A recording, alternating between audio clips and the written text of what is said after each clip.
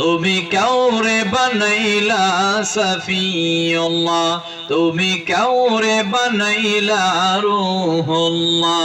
বলেন তুমি কাউরে বানাইলা সফিউল্লাহ, তুমি কাউরে বানাইলা রূহুল্লাহ।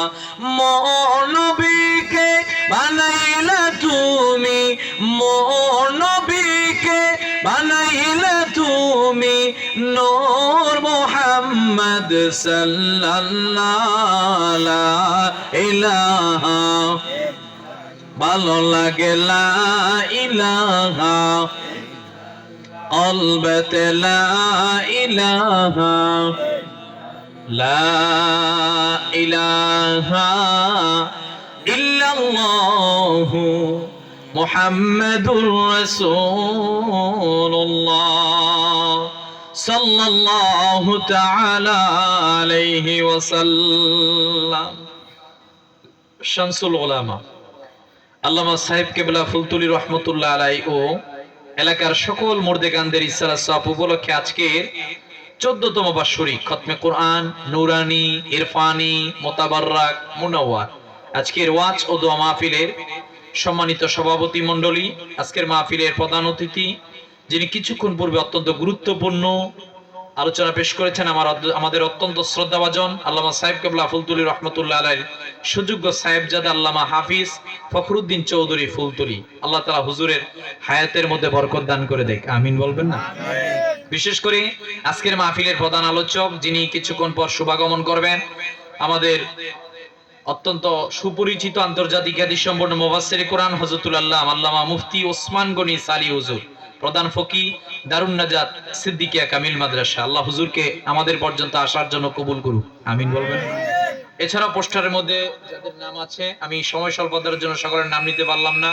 পাগুড়িয়া লতিফিয়া ইসলামী যুব সমাজ পরিষদের সম্মানিত সদস্যবৃন্দ, আমার সামনে যারা উপস্থিত, আমরা সর্বপ্রথম আল্লাহর দরবারে এই কারণে শুকরিয়া আদায় করছি যে আল্লাহ তাআলা আমাদেরকে সুস্থ রেখেছেন। কারণ আল্লাহ তাআলা ইচ্ছে করলে আপনাকে আমাকে এই মুহূর্তের মধ্যে সিলেট হসপিটালে অসুস্থ অবস্থায় ভর্তি রাখতে পারতেন। কথা বলে আল্লাহ সুস্থ রেখেছেন, কবুল করেছেন, ভালোবেসেছেন। যে রব কবুল করে ভালোবেসে এত সুন্দর একটা জান্নাতি সামিয়ানা নিয়ে এসেছেন, আসুন না সে রবের দরবারে শুকরিয়া আদায় করে আমরা একবার বলি আলহামদুলিল্লাহ।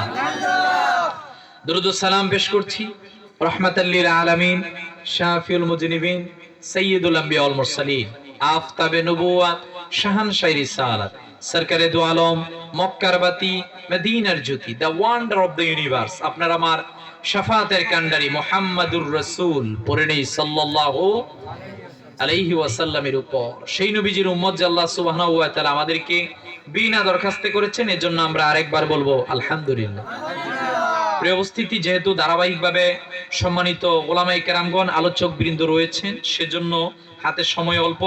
এই সময়ের ভিতরে আমরা আমাদের নির্দিষ্ট বিষয়ের উপর আলোচনা শুনবো। আজকে আমরা ইসলামের দৃষ্টিতে সমাজ পরিচালনায় কি কি থিওরি গ্রহণ করা যায় এই বিষয়ের উপর সংক্ষিপ্ত পরিসরে কিছু কথা বলবো এবং শুনবো, ইনশাআল্লাহ। বলবেন না?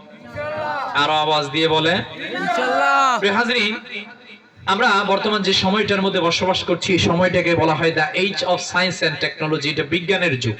কিসের যুগ? বিজ্ঞানের যুগ। নানা চিন্তার, নানা যুক্তির মানুষ বর্তমান পৃথিবীর মধ্যে বসবাস করে। আজকে গোটা পৃথিবীর যেখানে আপনি তাকাবেন, তাকিয়ে দেখবেন গোটা পৃথিবীর মানুষ একটা কথা বারবার বলে, আজকে আমাদের ঘর থেকে শান্তি চলে গেছে।